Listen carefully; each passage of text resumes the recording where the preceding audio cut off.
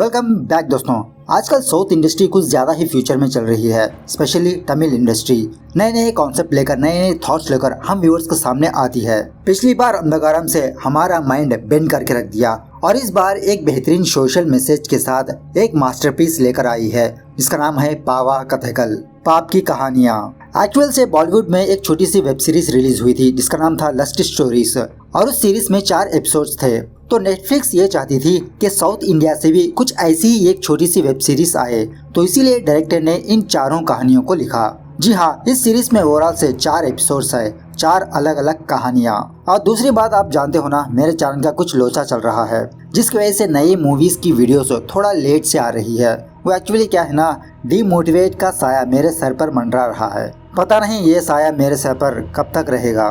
तो anyways let's get start. तो हर एक एपिसोड की शुरुआत बहुत ही मेलोडियस गाने से शुरू होती है और इस गाने में भी एक छोटी सी स्टोरी को दिखाया जाता है। मतलब एक कपल्स के घर में एक छोटी बच्ची पैदा होती है, वो उनकी लाडली होती है। वो बच्ची धीरे धीरे रेंगने लगती है, चलने लगती है, दौड़ने लगती है।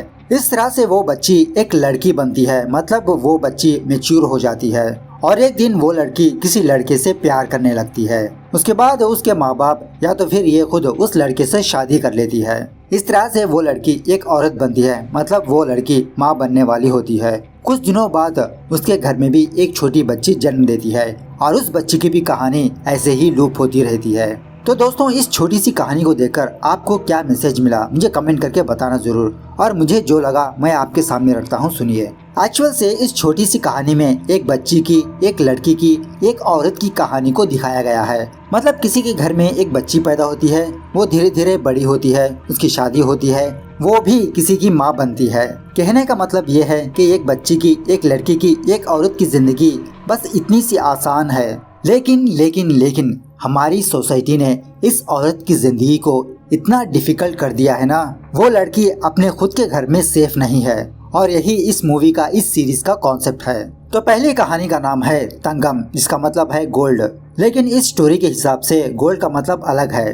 आप अपने चाहते लोगों को बहुत ही प्यार से बुलाने लगते हो, जैसे सोना, बाबू, जानू, और उसी का मतलब है ये तंगम। और ये कहानी 1981 किसी गांव में चली थी और इसी गांव में एक बंदा रहता है जिसका नाम है सत्तार। और सत्तार के बारे में बात करें तो ये दिखने में एक लड़के की तरह है, लेकिन इसके बर्ताव लड़की की तरह होते हैं। मतलब आप समझ जाओ, मतलब ये फीमेल ट्रांसजेंडर है शायद। और इसी के कारण गांव वाले सत्तार को बिल्कुल भी पसंद नहीं करते, उसे बहुत ही नीची नजर से देखा करते हैं, उसे बिल्कुल भी इज्जत नहीं देते। और उसी गांव में एक और बंदा भी होता है जिसका नाम है सरवना। और सरवना एक वेल एजुकेटेड लड़का है। जब कभी भी सरवना को अपने कॉलेज की हॉलिडेज होती है, वो अपने गाँव आता है और उसी वक्त सत्तार भी सरवना से जा मिलता है। एक्चुअल से ये दोनों चड्डी वाले दोस्त होते हैं और यहाँ पर सत्तार सरवना को सोना, जानू कहकर बुलाते रहता है। लेकिन इन दोनों का मिलना सरवना के फादर को बिल्कुल भी पसंद नहीं होता। जब कभी भी सत्तार सरवना के पास आता तो सरवना का फादर सत्तार को वहाँ से डरा धमका के भगा देता और सरवना का फादर सरवना को भी डांटने लगता है कि मैंने तुमको कितनी बार कहा कि उस सत्तार से तुम बिल्कुल भी ना मिलो, लोगों में तुम्हारी इज्जत ना रहेगी।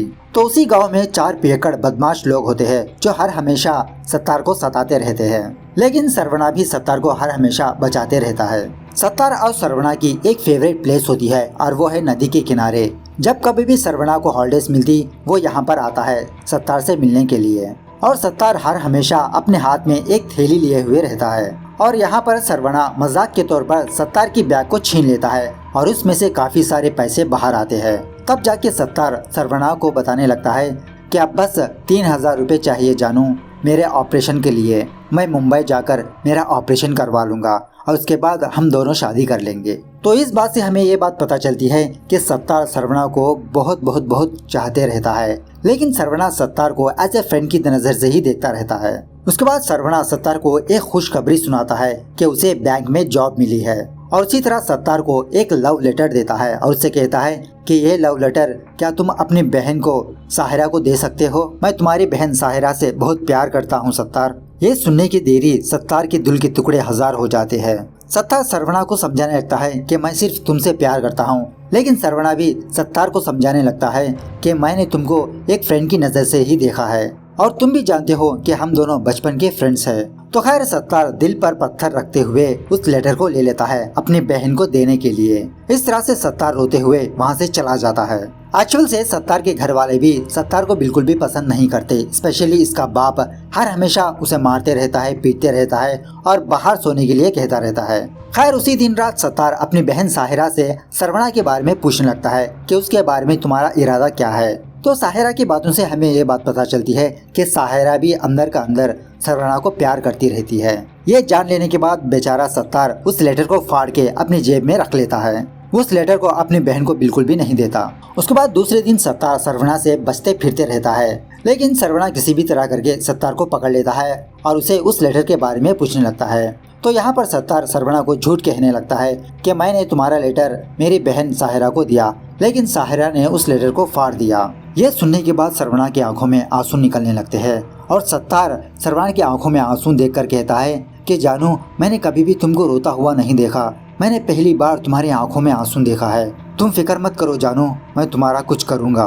तो घर आने के बाद भी सत्तार अपने मुंह पर चादर ओढ़ के वो भी घुट घुट के रोने लगता है। तो जब एक दिन सरवना फिल्म देख रहा होता है तो सत्तार साहिरा को लेकर सरवना के पास आता है थिएटर। इस तरह से इन दोनों को मिला देता है। उसके बाद क्या था, सरवना जब कभी भी साहिरा से मिलने की इच्छा करता तब सत्तार साहिरा को लेकर सरवना के पास आ जाता। इस तरह से इन दोनों का प्यार चलता रहता है।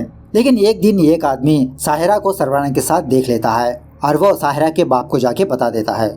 यह जान लेने के बाद साहिरा का फादर साहिरा को बहुत मारने पीटने लगता है और ये देख लेने के बाद सरवना और साहिरा ये दोनों इस गांव से भाग जाने को डिसाइड कर लेते हैं और इसमें सत्तार भी हेल्प करने लगता है। जब वो दोनों उस गांव से भाग जाते हैं तो ये बात इन दोनों की फैमिली को पता चल जाती है और ये दोनों आग बबूला होने लगते हैं और ये दो फैमिली इतना गुस्सा होते हैं कि जो कोई भी इनके नज़र में आया वो उनको मार देंगे, चाहे सरवना हो या तो फिर साहिरा हो। तो इस तरफ सत्तार सारा सब कुछ इंतजाम कर चुका होता है सरवना और साहिरा को भगाने में। और सरवना सत्तार से कहता है कि सत्तार तुम भी हमारे साथ आ जाओ, अगर तुम यहाँ रहे तो वो लोग तुम्हें भी मार देंगे। लेकिन सत्तार कहता है पहले आप लोग जाकर वहाँ पे सेटल हो जाओ, बाद में मैं आ जाऊँगा। और सरवना सत्तार को एक लिपस्टिक एज ए गिफ्ट के तौर पर देता है क्योंकि सत्तार की इच्छा थी कि उसके होंठ हर हमेशा लाल रहे, गुलाबी रहे। उसके बाद सत्तार भी सरवना को एक चीज देता है। जब सरवना उस कार में बैठ जाता है तब जाके सरवना को पता चलता है कि उस बैग में सत्तार के पैसे हैं जो सत्तार ने अपने ऑपरेशन के लिए जमा करके रखा था। तो सरवना उसी वक्त अपने फ्रेंड को कहता है कि वो कार रोके, लेकिन साहिरा सरवना को समझाने लगती है कि हम सिटी जाकर सत्तार के पैसे वापस कर देंगे जब हम सेटल हो जाएंगे और सत्तार को भी हम अपने पास बुला लेंगे। इस तरह से सरवना और साहिरा ये दोनों उस गांव से भाग जाते हैं और शादी कर लेते हैं। उसके बाद सीन फिर से 1 साल बाद शिफ्ट होता है और 1 साल के बाद सरवना और साहिरा ये दोनों अपने बच्चे को लेकर अपने गाँव वापस आते हैं क्योंकि इन दोनों की फैमिली को पता चलता है कि साहिरा माँ बन चुकी है और सारे गिले शिकवे मिटाकर ये दोनों फैमिली इन दोनों को वापस बुलाते हैं। जब ये दोनों कार में अपने घर जा रहे होते हैं तो सरवना अपने अंकल से सत्तार के बारे में पूछने लगता है। तो बार बार पूछने पर सरवना का अंकल सरवना को सत्तार के बारे में बताने लगता है। जब ये दोनों उस गाँव से भाग चुके थे सत्तार के फादर ने उसको अपने घर से निकाल दिया और सत्तार उसी नदी के किनारे उसी ब्रिज के पास अपनी जिंदगी गुजार रहा था। गांव के किसी भी इंसान ने सत्तार को एक्सेप्ट नहीं किया और एक दिन उस चारों बदमाशों की नजर सत्तार पर पड़ती है और वो 4 पियक्कड़ सत्तार का पीछा करने लगते हैं, उसे सताने लगते हैं। सत्तार बेचारा घर घर जाकर दरवाजा ओपन करने के लिए कहता है, लेकिन कोई भी एक फैमिली उस दरवाजे को ओपन नहीं करती। फाइनली सत्तार अपने घर जाता है लेकिन उसका बाप उसे अंदर नहीं आने देता और सत्तार का फादर अपने फैमिली मेंबर्स को भी ये ऑर्डर दे चुका था कि कोई भी सत्तार को इस घर में एंटर ना करे। तो सत्तार को बाहर रोता हुआ देखकर सत्तार की माँ भी रोती हुई सत्तार से कहने लगती है, हाय रे मेरी किस्मत, तुम क्यों मेरे कोख में पैदा हुए सत्तार, तुम मर जाओ सत्तार, कहीं पर जाके मर जाओ। ये सुनने के देरी बेचारा सत्तार मायूस होकर वहाँ से जाने लगता है और कुछ दिनों बाद उसकी मौत हो जाती है। सत्तार की मौत सुनने के बाद सरवना और साहिरा इन दोनों की आंखों में भी आंसू आने लगते हैं और इसी दरमियान में ये दोनों लोग अपनी फैमिली तक पहुंच जाते हैं। लेकिन सरवना और साहिरा ये दोनों अपने बच्चे को उनको छूने भी नहीं देते। गांव के सारे लोगों ने एक मासूम इंसान की जान निकाली और अब जाके ये लोग बिरयानी पकाकर खा रहे हैं। इस तरह से सरवना और साहिरा ये दोनों उस कार से अपने कदम बिना नीचे रखे वहीं से अपने घर वापस लौट जाते हैं। सारे के सारे गांव वाले, सारे के सारे फैमिली मेंबर्स उस कार का पीछा करने लगते हैं, लेकिन वो दोनों जर्रा बराबर भी नहीं रुकते। वहाँ से सरवना एक नदी के पास आता है जहाँ पर सत्तार ने एक पत्थर के ऊपर सोना जानू कहकर लिखा हुआ रहता है। और उसी नदी के पास सत्तार की एक बैग भी होती है और उस बैग में सरवना और सत्तार की फोटो होती है और उसी तरह कुछ पैसे भी होते हैं। ये सारा सब कुछ देखकर बेचारा सरवना घुट घुट के रोने लगता है। उसकी आंसू भी उस नदी में बहने लगते हैं। इस तरह से ये स्टोरी यहाँ पर दी एंड होती है। तो दूसरी कहानी का नाम है लव पन्ना उत्तरम, जिसका मतलब है अगर वो प्यार करते हैं तो करने दो, समथिंग लाइक दैट, इस तरह से मीनिंग है इसका। और ये कहानी दो जुड़वा बहनों की है और उन दोनों बहनों का नाम है आदि लक्ष्मी और ज्योति लक्ष्मी। उसके बाद एक और बंदे का इंट्रोडक्शन होता है और उसका नाम है वीरा सिमन, जो इस गांव का सरदार है। और इसके बगल में एक चिरकुट है जिसका नाम है नरीकुट्टी। और यहाँ पर वीरा सिमन किसी की इंटरकास्ट मैरिज कर रहा है। मतलब वीरा सिमन के नजरिए में जात पात मायने नहीं रखते, ऑल आर इक्वल। लेकिन ये सिर्फ उसका ऊपर का चेहरा है और जो कोई भी इस तरह से शादी करता है वीरा सिमन उस लड़के को मार देता है अपने आदमियों से। और ऑल आर इक्वल ये सिर्फ कहने की बातें हैं। एक लड़की उसकी ही जात के लड़के से शादी करना चाहिए, ये वीरा सिमन का उसूल है। उसके बाद दो लड़कियों का इंट्रोडक्शन होता है। एक है ज्योति लक्ष्मी और दूसरी है पेनोलिपी। एक्चुअल से ज्योति लक्ष्मी और आदि लक्ष्मी ये दोनों एक दूसरे से बात नहीं करते और इन दोनों को कनेक्ट करने का काम ही पेनोलिपी करती है।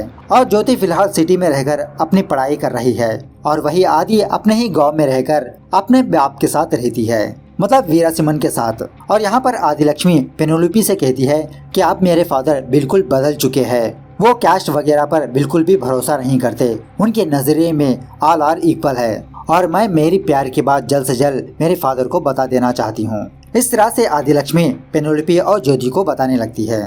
तो फोन कट होने के बाद हमें ये बात पता चलती है कि ज्योति की जिंदगी में भी कोई है जो ये प्यार करती है। जब एक दिन आदि लक्ष्मी अपने फादर के साथ कहीं पर जा रही होती है कार में, तो आदि अपने फादर से कहने लगती है कि पापा मैं आपसे कुछ जरूरी बात करना चाहती हूँ। तो वीरा सिमन ड्राइवर से कहता है कि कार साइड में रखो और वीरा सिमन अपनी बेटी को साइड में लाता है। और बाद में हमें ये बात पता चलती है कि आदि लक्ष्मी ने अपने ही ड्राइवर से प्यार कर रही है। और वहीं पर आदि लक्ष्मी अपने फादर को समझाने लगती है कि पापा आप बदल चुके हैं ना, आप हमारे प्यार को भी एक्सेप्ट कर लीजिए। तो खैर फाइनली वीरा सिमन आदि लक्ष्मी की बात मान लेता है और वीरा सिमन अपने ड्राइवर से कहने लगता है कि कल तुम अपने मम्मी पापा को हमारे घर भेज देना, रिश्ते की बात आगे बढ़ाएंगे। तो आदि लक्ष्मी ये खुशखबरी फौरन ज्योति और पेनेलोपी को बताने लगती है और वो दोनों भी बहुत खुश होने लगते हैं। और इस तरफ यही बात वीरा सिमन अपने आदमियों को भी बताने लगता है, स्पेशली उस चिरकुट को। और यहाँ पर वीरा सिमन का पक्का डिसीजन है कि वो अपनी बेटी की उस ड्राइवर से शादी कर दे। लेकिन नरीकुटी वीरा सिमन को भटकाने लगता है, सरदार जब बात गाँव वालों की थी तो आपने कई सारे लोगों की जान ली, और जब बात अपनी बेटी की आई तो आप अपनी बेटी की शादी करवा रहे हो, ये कहे का इंसाफ। अगर आप झिझक रहे हैं तो मुझे बता दीजिए, मैं इस काम को तमाम कर दूंगा, मैं आदि लक्ष्मी को मार दूंगा। यह सुनने के बाद वीरा सिमन भी हाँ कह देता है। और उसी वक्त नरीकुटी आदि लक्ष्मी के बाथरूम में जाकर उसकी बाथटब में इलेक्ट्रिक वायर रख देता है। और यहाँ पर जब आदि लक्ष्मी पानी नहाने ही वाली होती है कि तभी वीरा सिमन अपनी बेटी को अपने पास बुलाता है और उसे पूछने लगता है, बेटी अगर मैं तुम्हारी प्यार को एक्सेप्ट नहीं करता तो तुम क्या करती? तो आदि लक्ष्मी जवाब देती है, अगर आप मेरी बात को नहीं मानते तो मैं इस घर से भाग जाने वाली थी पापा।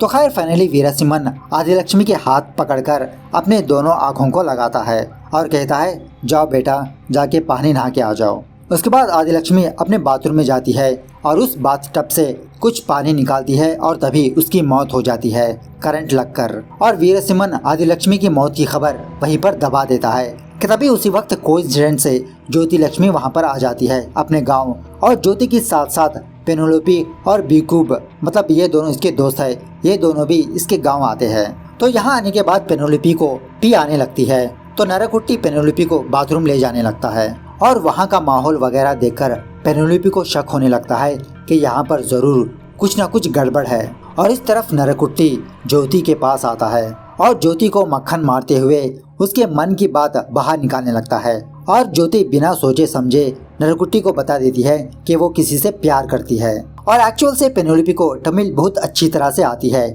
लेकिन वो तमिल ना आते हुए एक्ट कर रही होती है नरकुट्टी के सामने और इनडायरेक्टली नरकुट्टी को बहुत गंदी गंदी गालियां देने लगती है।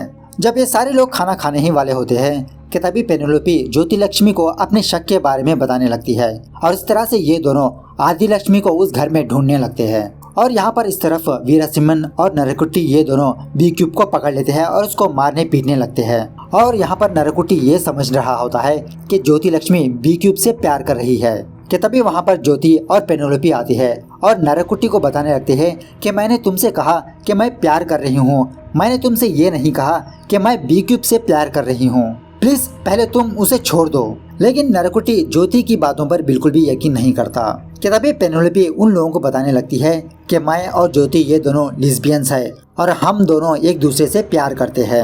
ये सुनने के बाद भी नरकुट्टी को बिल्कुल भी यकीन नहीं होता, तो उसको यकीन दिलाने के लिए ज्योति पेनेलोपी को किस करने लगती है। लेकिन फिर भी नरकुट्टी उन दोनों को बताने लगता है, अच्छा किस करने से ये साबित होगा कि तुम दोनों एक दूसरे से प्यार करते हो। तो उसको और यकीन दिलाने के लिए ये दोनों लिप किस करने लगते हैं। यह देखने के बाद उनकी आंखें खुले के खुले रह जाते हैं। तो खैर ये जानने के बाद वीरासिमन अपनी बेटी के पास आता है और उससे कहने लगता है, मेरे लिए जाति, समाज, इज्जत मेरी जान से भी ज्यादा प्यारे हैं। तुम्हारी बहन ने भी यही कांड किया और नीचे उसकी लाश है। अगर तुमने भी मेरी बात को ठुकराया तो तुम भी लाश बन के रह जाओगी। तो अपनी बहन की मौत की खबर सुनने के बाद ज्योति लक्ष्मी बहुत घुट घुट के रोने लगती है। उसके बाद आदि लक्ष्मी का अंतिम संस्कार किया जाता है और बाद में हमें यह बात भी पता चलती है कि वीरासिमन ने आदि लक्ष्मी के बॉयफ्रेंड को भी मरवा दिया। और फाइनली वीरासिमन पेनेलोपी और बी क्यूब के पास आकर कहता है कि हर एक इंसान के पास एक मौका होता है यहाँ से बच कर निकलने का, अब तुम लोग यहाँ से चले जाओ। उसके बाद ज्योति हर हमेशा गुमसुम सी बैठी रहती है, वो अपने पापा से बिल्कुल भी बात नहीं कर रही होती। और एक दिन ज्योति अपने पापा के पास आकर कहती है, पापा प्यार जाति धर्म देखकर नहीं होता, वो अपने आप हो जाता है। अगर प्यार धर्म और जाति को देखकर होता तो वो प्यार नहीं होता और ऐसा प्यार हो भी नहीं सकता पापा। और मैं आपको बता रही हूँ कि अभी के अभी मेरे फ्रेंड्स आ रहे हैं मुझे ले जाने के लिए। अगर आप चाहते हो कि मैं सही सलामत मेरी जिंदगी खुशी के साथ गुजारूं तो आप मुझे जाने दीजिए। अगर आप मुझे यहाँ पर रोक दिया तो मैं खुद मेरी जान ले लूंगी। ऐसा कहना ही था तभी वहाँ पर पेनेलोपी और बी क्यूब अपनी गाड़ी लेकर वहाँ पर आ जाते हैं और ज्योति लक्ष्मी को वहाँ से ले जाने लगते हैं। ये देखकर वो चिरकुट अपने आदमियों के साथ बाहर आता है, लेकिन वीरासिमन अपने आदमियों को वहीं पर रोक देता है। और कुछ दूर आने के बाद पेनेलोपी वीरासिमन को वीडियो कॉल करके ये बताती है कि एक्चुअली ये दोनों लिस्बियंस नहीं है। एक्चुअली ज्योति लक्ष्मी और बी क्यूब ये दोनों एक दूसरे से प्यार करते हैं। मतलब पेनेलोपी ने वीरासिमन को बेवकूफ बनाया। और पेनेलोपी नरकुट्टी को फोन देने के लिए कहती है और उसे बहुत ही गंदी गाली देने लगती है और वो गाली सुनकर वीरासिमन भी हंसने लगता है। उसके 2 साल बाद वीरासिमन भी अपने गांव से भाग जाता है और वहां से वो अपनी बेटी के पास चला जाता है और वो बी क्यूब से मिलकर रैपिंग करना स्टार्ट कर देता है। इस तरह से ये स्टोरी यहाँ पर दी एंड होती है। तो तीसरी कहानी का नाम है वानमा गर्ल, जिसका मतलब है आसमां की लड़की, something like that, daughter of the skies. और ये एक अपर मिडिल क्लास फैमिली की कहानी है। इस फैमिली में ओवरऑल से 5 लोग हैं। एक का नाम है सत्या। सत्या का एक बड़ा बेटा है जिसका नाम है भरत, जो कॉलेज में पढ़ाई कर रहा होता है। और सत्या की बीवी का नाम होता है मती और इनके 2 और बेटियां होती है। छोटी बेटी का नाम है पुन्नुताई और बड़ी बेटी का नाम है वैदेही। ये फैमिली हर हमेशा अपनी कार में एक मंदिर जाया करते हैं जो पहाड़ी के ऊपर मौजूद होती है। यहाँ आने के बाद पुन्नुताई हर हमेशा अपने फादर को एक पहाड़ी के किनारे पर लाती और उसे ऊपर उठाकर गोल गोल घुमाने के लिए कहती, क्योंकि पुन्नुताई का सपना है कि वो कभी न कभी एक दिन कल्पना चावला बने और वो आसमान की ऊंचाई पर उड़े। खैर जब एक दिन वैदेही अपने डांस क्लास में होती है तो उसके ये बात पता चलती है कि वो मैच्योर हो चुकी है। और हमारे सोच में जब कोई लड़की मैच्योर होती है तो उसको एक रस्म और रिवाज किया जाता है, एक बड़ा सा सेलिब्रेशन करने लगते हैं। तो उसी तरह वैदेही को भी वो रस्म और रिवाज किया जाता है। और फंक्शन खत्म होने के बाद उसी दिन रात मती वैदेही को कुछ अच्छी बातें बताने लगती है जो आजकल की लड़कियों को इन बातों पर गौर करना चाहिए। वो कहती है, बेटा अब तुम एक लड़की बन चुकी हो, अब तुम हर हमेशा अपने बदन को ढक के रखना है। इस बदन पर सिर्फ तुम्हारा ही हक है। काफी सारे लोग तुम्हारे बदन को हासिल करने के लिए आएंगे, लेकिन तुम उन सब से बचते रहना है। ये शरीर सिर्फ तुम्हारा है, तुम पर ही इसका हक है। तुम अपने रास्ते से बिल्कुल भी ना भटको। बाहर कई सारे दरिंदे होते हैं जो तुम्हारी शरीर को हासिल करने की कोशिश करते हैं। उसके बाद एक दिन पुन्नुताई अपने डांस क्लास से अचानक से बाहर आती है और वो इधर उधर देखने लगती है कि तभी उसके सामने एक वैन आती है और देखते देखते कुछ लोग आकर पुन्नुताई को इस वैन में ले जाते हैं, मतलब उसे किडनैप कर लेते हैं। और वो लोग पुन्नुताई को, उस छोटी बच्ची को किसी जगह पर लाते हैं और बाद में इनको ये बात पता चलता है कि एक्चुअली ये लोग पुन्नुताई को नहीं बल्कि वैदेही को लाना चाहिए था, क्योंकि रिसेंटली वैदेही ही मैच्योर हुई थी। पुन्नुताई तो सिर्फ 12 साल की बच्ची है, लेकिन उसके बावजूद भी वो दरिंदे पुन्नुताई का रेप कर देते हैं। और यहाँ पर डांस क्लास के पास वो सारी की सारी फैमिली मेंबर्स पुन्नुताई को इधर उधर ढूंढते रहते हैं। बाद में पता चलता है कि भरत का फोन एक्चुअली गुम हो गया था और भरत के फोन से ही किसी ने कॉल किया था और कॉल करके पुन्नुताई को बाहर बुलाया था। और उसी वक्त उन लोगों को दूर से पुन्नुताई दिख जाती है जो बहुत ही घायल हालत में होती है। सत्या फौरन अपनी बेटी को लेकर अपने घर जाता है और घर आने के बाद पुन्नुताई इसके साथ जो कुछ भी हुआ वो अपने मम्मी पापा को बताने लगती है। तब जाके इन लोगों को ये बात पता चलती है। ये सुनने के बाद मती फौरन पुन्नुताई को बाथरूम में ले जाती है और उसे रगड़ रगड़ कर उसका शरीर धोने लगती है। उसके बाद सत्या ये डिसाइड होता है कि वो पुलिस की कंप्लेंट करेगा, लेकिन मती सत्या को रोक देती है। अगर पुलिस कंप्लेंट किया तो इनकी फैमिली मीडिया में आ जाएगी, बहुत सारी बदनामी होगी। तो एक दिन मती के घर में कुछ औरतें आती है और उसे पूछने लगती है कि हमने हाल ही में सुना कि पुन्नुताई कुछ देर के लिए ना नजर आई थी, गुम हो गई थी, क्या हुआ था? लेकिन मती उन औरतों को झूठ बताने लगती है। ऐसा कुछ भी नहीं हुआ था, आपको कुछ गलत इन्फॉर्मेशन मिली है। बस पुन्नुताई कुछ दूर जाकर आइसक्रीम खा रही थी। इस तरह से मती पुन्नुताई की एक बात भी बाहर नहीं निकालती। वो चाहती है कि इस बात को यहीं पर दबे रहे। और यहाँ पर भरत यही बात अपने फ्रेंड को बताने लगता है और भरत डिसाइड हो जाता है जो कोई भी इसके बहन के साथ ये हरकत किया वो उसे फाइंड आउट करके रहेगा और उसे मार देगा। और डेली रूटीन की तरह जब सत्या अपने ऑफिस से अपने घर आता है तो पुन्नुताई अपने बाप के गले लग जाती है और थोड़ी देर के लिए बाप बेटी ये दोनों खेला करते हैं। लेकिन इस बार सत्या पुन्नुताई से कहता है कि बेटा जाओ, जाके सो जाओ। और रात होने के बाद मती यही बात सत्या से पूछने लगती है कि क्यों तुम पुन्नुताई से बात नहीं कर रहे हो। तो सत्या अपनी पत्नी को बताने लगता है कि एक बाप होने के नाते मैंने अपनी बेटी की हिफाजत नहीं की और यही बात मुझे खाई जा रही है। मैं अपनी बेटी की आंखों में आंखें डालकर नहीं मिला पा रहा हूँ। मैं अंदर ही अंदर बहुत शर्मिंदा हूँ।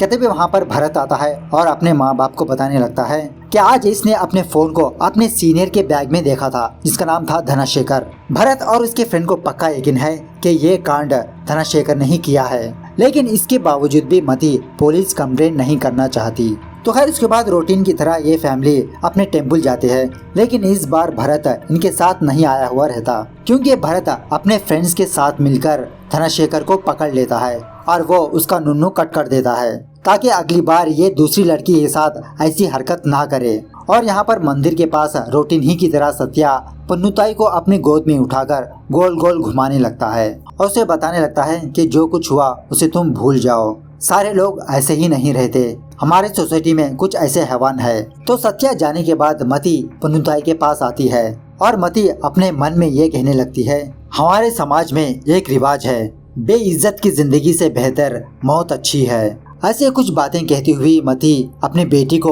उस पहाड़ी से नीचे धक्का दे देती है, जिसकी वजह से पुन्नुताई की मौत हो जाती है। लेकिन बाद में पता चलता है कि वो सारा सब कुछ मती का एक इमेजिनेशन था। अपनी इज्जत को बचाने के लिए अगर वो अपनी बेटी की जान दे दे तो थू है ऐसी इज्जत पर। पुन्नुताई उड़ो, तुम जितना ऊपर उड़ना चाहती हो उड़ो, मैं तुम्हारे साथ हूँ, तुम मेरी आसमां की बेटी हो। इस तरह से ये कहानी भी यहाँ पर दी एंड होती है। तो चौथी कहानी का नाम है और इरवू, जिसका मतलब है उस दिन रात या तो फिर वो रात। और ये कहानी कभी पास्ट और कभी प्रेजेंट में चलती रहती है। उसके बाद एक प्रेग्नेंट लेडी को दिखाया जाता है और इसका नाम है सुमति। और इसे देख के हमें ऐसा लगता है कि सुमति फिलहाल अपने मायके आई हुई है। एक्चुअली सुमति हरी नाम के एक लड़की से प्यार करके शादी कर ली और ये दोनों बेंगलुरु में जाकर जॉब करते हुए अपनी हंसी खुशी जिंदगी गुजार रहे हैं। और इसकी वजह से सुमति के घर वाले सुमति से बात नहीं करते। लेकिन एक दिन सुमति के फादर, जिसका नाम है जानकी रामन, उसको ये बात पता चलती है कि सुमति माँ बनने वाली है। और जानकी रामन अपने गिले शिकवे मिटाकर वो सुमति से मिलने के लिए बेंगलुरु आता है और जानकी रामन अपनी बेटी को ऐसी हालत में देखकर बहुत खुश होने लगता है। उसके बाद जानकी रामन सुमति के साथ उसके योगा क्लास जाता है। मतलब जानकी रामन को आए हुए कुछ ही घंटे होते हैं, अपनी बेटी की बहुत केयर करने लगता है। तो घर आने के बाद जानकी रामन अपने दामाद से यहाँ आने की वजह बताने लगता है। एक्चुअल से जानकी रामन की इच्छा है कि जानकी रामन सुमति का सेरेमनी इसके गांव में करे, लेकिन हरि ये चाहता है कि सुमति की सेरेमनी जानकी रामन के घर में होने के बजाय किसी फंक्शन हॉल में हो, ताकि हरि के फैमिली भी आएगी और उसी तरह सुमति की फैमिली भी वहाँ पर आएगी और इसकी वजह से सुमति सेफ भी रहेगी। मतलब हरि को अभी भी शक है कि सुमति के जान को उसकी फैमिली से खतरा है और इस तरह से सुमति अपने मायके आती है। और यहाँ आने के बाद सुमति को ये बात पता चलती है कि जब सुमति और हरि ये दोनों अपने घर से भाग गए थे, उसके बाद से जानकी रामन ने अपने बच्चों की पढ़ाई आगे नहीं बढ़ाई। जानकी रामन ने अपने तीनों बेटियों को और अपने बेटे को यही घर पर रोक दिया है। तो खैर जो भी हो, इनके मन में सारे के सारे गिले शिकवे मिट जाते हैं, एक साथ खाना खाने लगते हैं। और उसी वक्त वहाँ पर जानकी रामन भी आता है। तो जानकी रामन भी थोड़ा बहुत खाने लगता है और जब सुमति पानी मांगती है तो जानकी रामन सुमति को पानी ला के देता है। जब सुमति उस पानी को पी लेती है तो बचा कुचा पानी जानकी राम साइड में फेंक देता है और अपने फैमिली मेंबर से कहने लगता है कि जल्द से जल्द आप लोग फंक्शन हॉल को निकलो, सुमति को थोड़ी देर आराम करने दो, उसके बाद मैं खुद सुमति को फंक्शन हॉल ले आऊँगा। इस तरह से वो सारे लोग फंक्शन हॉल के लिए निकल जाते हैं और घर में सिर्फ सुमति की माँ और जानकी रामन होता है। थोड़ी देर बाद सुमति को वॉमिटिंग आने लगती है। वो अपने कमरे से बाहर आती है और अपनी माँ को बताने लगती है कि ऐसा मुझे पहली बार हुआ है और पता नहीं माँ, मेरी तबीयत बिगड़ रही है। इस तरह से सुमति बार बार अपने कमरे से बाहर आती है और वो वॉमिटिंग करती रहती है। तो सुमति की ये हालत देखकर सुमति की माँ जानकी रामन से ये कहती है कि आप जल्द से जल्द डॉक्टर को फोन करो या तो फिर कोई गाड़ी मंगवाओ, हमें जल्द से जल्द सुमति को हॉस्पिटल ले जाना है। लेकिन जानकी रामन अपनी पत्नी से कहने लगता है उसे बस तुम छोड़ दो, उसे आराम करने दो, उसे कुछ भी नहीं हुआ है। इस तरह से देखते ही देखते जानकी रामन का असली चेहरा बाहर आता है और वो फौरन अपनी पत्नी को लेकर ये कमरे में बंद कर देता है और इसी तरह सुमति को उसी कमरे में बंद कर देता है। और बेचारी सुमति तड़पते हुए अपने बाप से गिड़गिड़ाने लगती है, ये क्या पिताजी, आप मुझे यहाँ पर सेरेमनी के नाम पे मुझे मारने के लिए लाए हैं, प्लीज पिताजी मुझे छोड़ दो, मुझे जाना है। लेकिन जानकी रामन सुमति से कहने लगता है तुम्हारी वजह से मैं बहुत बेइज्जत हो चुका था और तुम्हारे मरने से ही मेरी इज्जत वापस आएगी और इसी तरह तुम्हारी बहनें और तुम्हारे भाई की भी। लेकिन सुमति अपने फादर से बहुत गिड़गिड़ाने लगती है कि वो दरवाजा खोले, उसे जाने दे। और उसी तरह धीरे धीरे सुमति खून के वॉमिटिंग भी करने लगती है। और कुछ देर बाद सुमति को ये बात पता चलती है कि इसके पेट में जो बच्चा है वो मर चुका है। मतलब थोड़ी देर पहले जानकी रामन ने सुमति को कुछ पानी दिया था, तो जानकी रामन ने उस पानी में जहर मिला के दिया था ताकि सुमति और उसका बच्चा मर जाए। और थोड़ी देर बाद यही हुआ, सुमति तड़प तड़प के उसकी जान भी चली जाती है। उसके बाद कार्टून स्टाइल में इसकी बाद की स्टोरी दिखाई जाती है। सुमति मरने के बाद सुमति का हस्बैंड हरि वहाँ पर आता है और हरि जानकी रामन से सुमति के बारे में पूछने लगता है। जब हरि उस घर में जाता है तो तब तक देर हो चुकी होती है, वहाँ पर सुमति की लाश होती है। इस तरह से एक बाप अपनी इज्जत के लिए अपनी बेटी ही की जान ले ली। उसके बाद हरि ने जानकी रामन पर केस फाइल दर्ज किया और सुमति की मां को साइकियाट्रिक फैसिलिटी में रखा गया। तो खैर पक्का एविडेंस ना होने की वजह से कोर्ट जानकी रामन को रिहा कर दिया। लेकिन हरि ने हाई कोर्ट पर अपील किया और आशा करते हैं कि हरि को और सुमति को इंसाफ मिले, जानकी रामन को कड़ी से कड़ी सजा मिले। और ये स्टोरी भी यहाँ पर दी एंड होती है। मतलब ना जाने ऐसे पाप की कहानियाँ हमारे सोसाइटी में न जाने कितने हैं। कुछ तो हमारे नजरों के सामने आते हैं और कुछ तो जमीन में ही दफन हो जाते हैं। तो दोस्तों मूवी कैसी लगी कमेंट करके बताना जरूर। तो मिलते हैं अगली वीडियो में, तब तक take care, bye bye, see you soon.